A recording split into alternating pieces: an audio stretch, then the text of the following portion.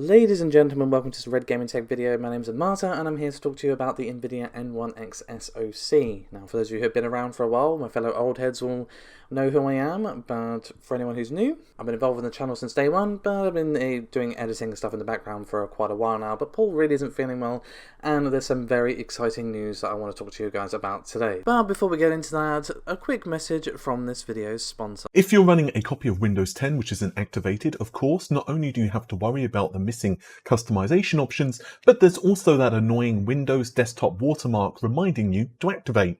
Today's video is sponsored by WhoKeys.com, and they have an excellent price on Windows 10 Professional as well as Home keys. Yeah, and they also of course sell games. I've bought a few Windows 10 keys with my own personal account to test everything was legit and worked in preparation for this sponsored video. You can pick up one of their keys for 25% off using the coupon code RGT in the checkout.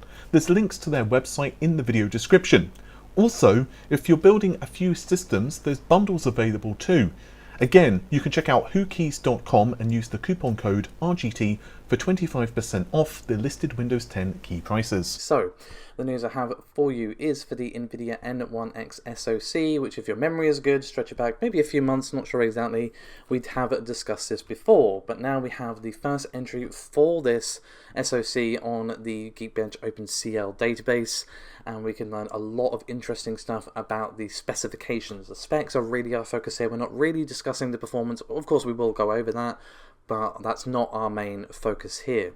So, one of the first interesting things that we can learn here is that the N1X will have an SoC with a Blackwell GPU with the same core count as a desktop RTX 5070, which again, if you need a refresher, does mean it will have a 6144 core arranged within 48 SM units. Now obviously the 5070 does use the GB205 GPU, but we really don't know at the moment if the N1X is using a similar silicon or a custom variant. But the other interesting things that we can learn here is that we can see 20 cores on this processor here. It is of course ARM based, but we do see 2 clusters of 10 cores on the SoC chip here, and we can also see a concerning clock speed of just over 1 GHz. Now obviously this is an engineering sample, so while that raises an eyebrow, we can pretty much ignore that because this not only is this a very early engineering sample, of course all of the software, drivers, BIOS, etc. are also very, very early.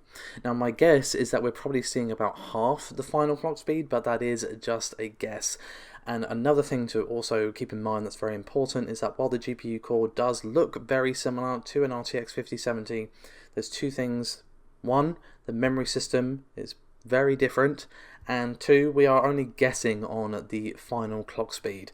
So with engineering samples, again, they are very much subject to change, and Nvidia will most definitely improve the performance before this thing actually sees the light of day. Again, this is an early engineering sample. Now obviously this thing does have an ARM core, as I just mentioned, but not to worry, there should be no issues running games, because Windows at the moment is pushing the x86 for ARM emulation, so we should see no issues there. So let's discuss the performance, shall we? Now, the WCCF Tech have very helpfully put together a graph here, which puts everything I'm saying into a bit of perspective and context, because obviously otherwise I'm just telling you numbers.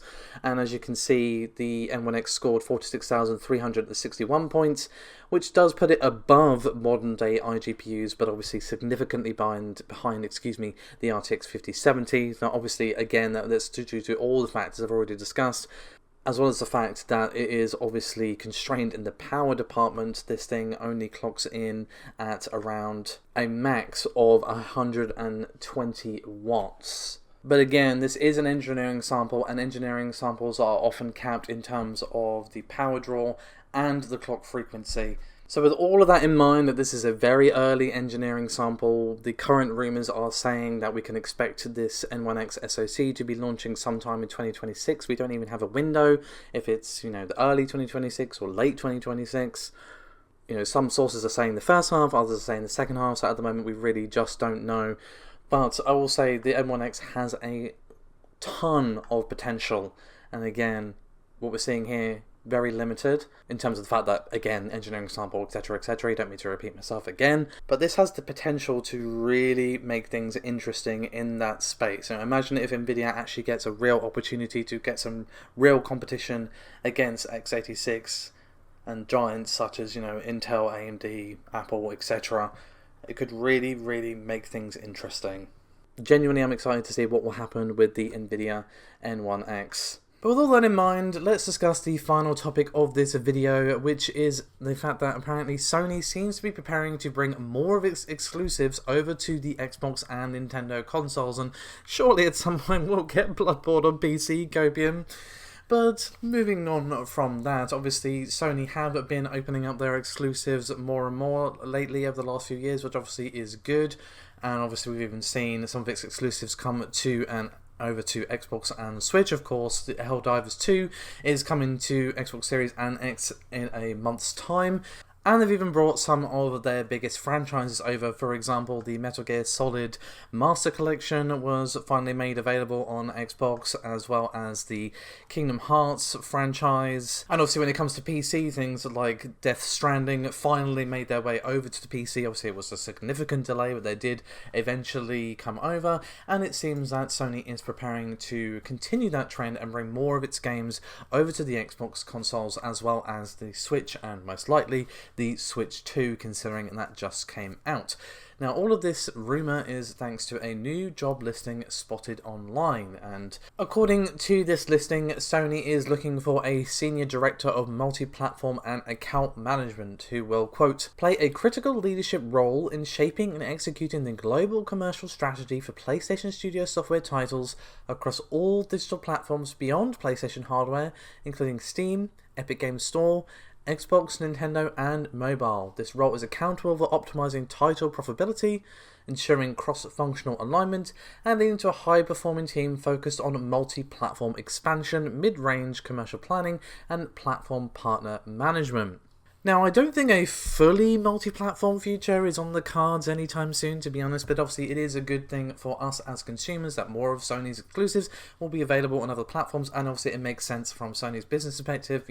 Video games are only getting more and more expensive to develop as AAA bloat is kind of crazy. I'm planning a video on that at some point, but my plans for videos is almost endless. Anyway, regardless, makes some sense from Sony's perspective, not only because obviously the more platforms they could put their games on, the more money they make, obviously, but also they could potentially entice customers over to the PlayStation platform. Say someone plays an exclusive former PlayStation exclusive, on the Xbox or whatever, and then they get enticed over to the PlayStation because look, you enjoyed that. We also have all of these shiny things in our library over here, for example. And obviously it's good for us because we get to play some of the games that perhaps we wouldn't have been able to previously if for whatever reason you don't have a Nintendo or Xbox console. So obviously we'll have to see what happens to this. This is just a job listing, but it is potentially very, very impactful for the future of console gaming, and I'm really interested to see what happens here.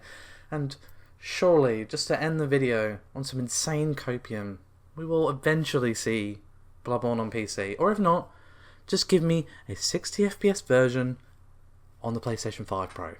That's fine. That will do. Anyway, guys, thank you so much for watching. Do remember to give me your thoughts and opinions on everything discussed in this video in the comments below, and send your well wishes to Paul if you so wish. He is on the mend, but I'm sure he would appreciate that. But give us a like and subscribe, and if you're feeling generous, click the bell button because it honestly does help. Anyway, thank you again for watching. Bye-bye.